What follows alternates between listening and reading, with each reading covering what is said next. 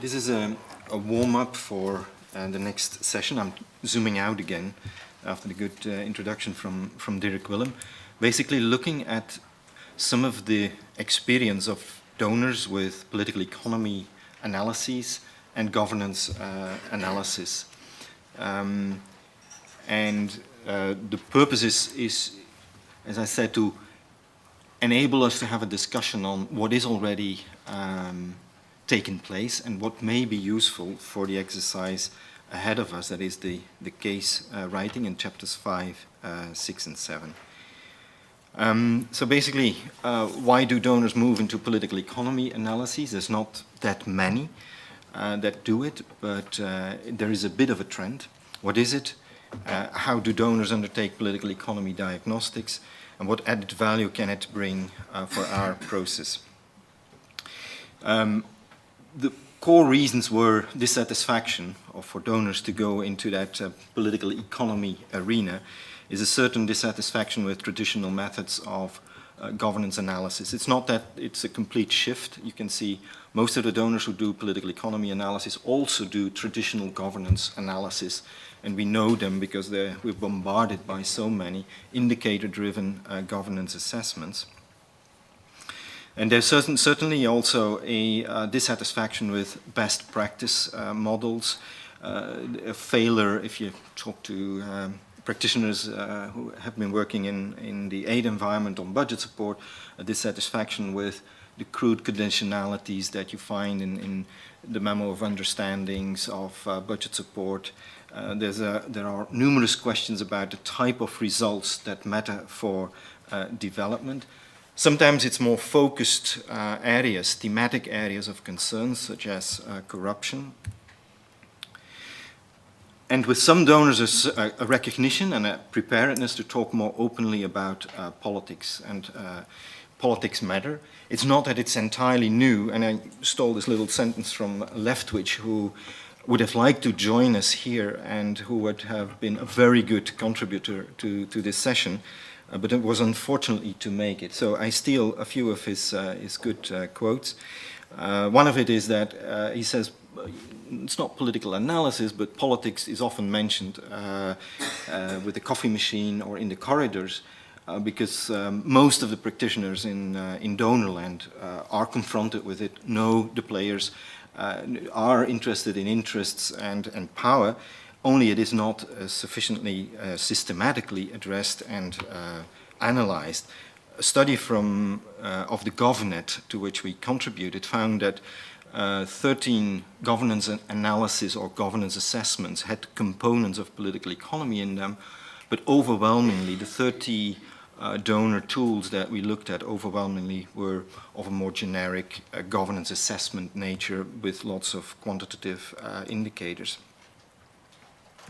So a few have invested more systematically.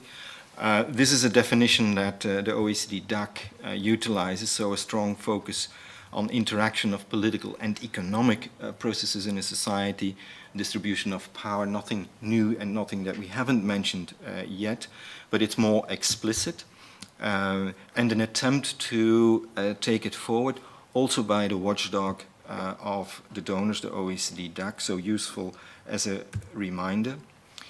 Now, how do they undertake it, donors, the political economy? Rather than focus on the differences, I thought, let me just flag a few of the similarities, which is, of course, the central importance of and a more frank preparedness, or a preparedness to talk more frankly about politics, to downplay the normative, which is a fairly intricate something, because norms are everywhere, and it's the lens through which we look at societies, but at least a certain concern to then share what type of lenses you're wearing and what colors they have. Then identify those factors and actors that shape these political processes, a stronger focus on institutions. Not an easy concept, but most of you are very familiar probably with it. But in donor land, it took a while before it sank in. And then another, I think, relevant for this group at least, aspect is the inward-looking feature analyzing the proper incentives within donors, the role of visibility, the kind of culture within an organization, the political steer from the top, the separation between the implementers and the policy masters, if you like. In certain countries, Belgium, GTZ, or sorry, Germany, it's fairly strong. And then usually 4 levels of political economy analysis, where already you see that the analysis has been undertaken at country level, the sector level. Then the World Bank also has a problem-driven approach, and I certainly encourage those of you who are dealing with problems to have a look there in that document that they produced 2 years ago. And then there's and I think this is particularly relevant for the whole group, is the international and regional drivers and dynamics that have been assessed by OECD DAC in the context of its work on corruption, but nicely it was taken beyond corruption in the area of, it was taken in the area of taxation, domestic resource mobilization, and rent-seeking behavior. So this is an example from DFID. The key features are structural features, with which is meant deep-seated, hard-to-change features, often tied with geography, history. In South Africa, that would mean apartheid. A history of apartheid goes, takes you into the 1886 when gold was dug. It's the hard-to-change patterns that affect policies now. Institutions, a little bit less hard to change, but still not easy. And then the agent component with the agency component, and also what that means. Let me be very brief. Just a illustration of a tool that was somewhat more developed for the Netherlands, but didn't change that much within the Dutch agency that implemented it in 33 countries, is the power and change analysis that Sue Unsworth did with colleagues from the Clingendale Institute. It changed a bit. The analytical component was fairly good, and the framework is very useful, but it didn't change the operational side of doing business with the Dutch, and that is something that they, being the Dutch, explained in a workshop of the Commission on Political Economy in January. So the Commission also, European Commission also has expressed an explicit interest in political economy analysis.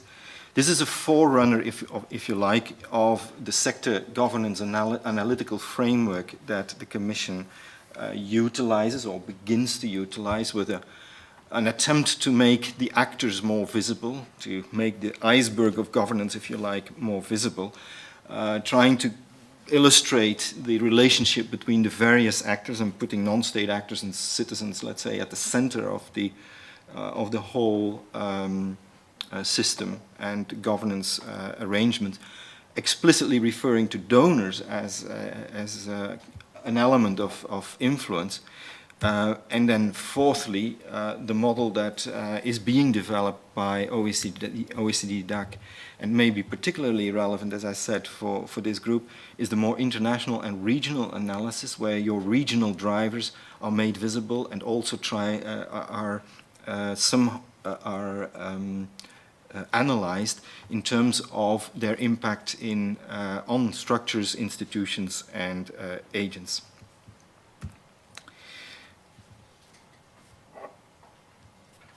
Yes, these are a few examples of international and regional drivers, but we have already dealt with them. I mean, Dirk Willem also presented a few of them.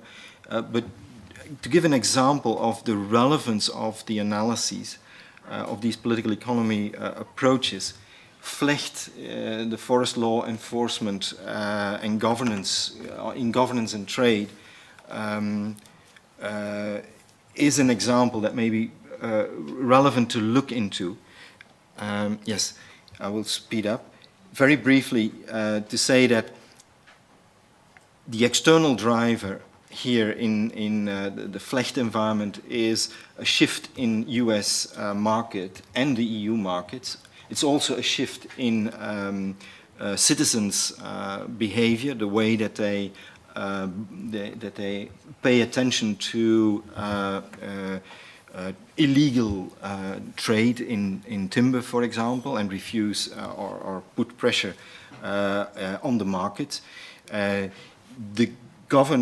donors then have developed an approach that is not directly confronting partner countries in imposing new conditionalities, but has opened multi-stakeholder consultations, capacity development programs, and in certain countries this has resulted in a consensus and a voluntary partnership agreement on illegal timber and management of forests.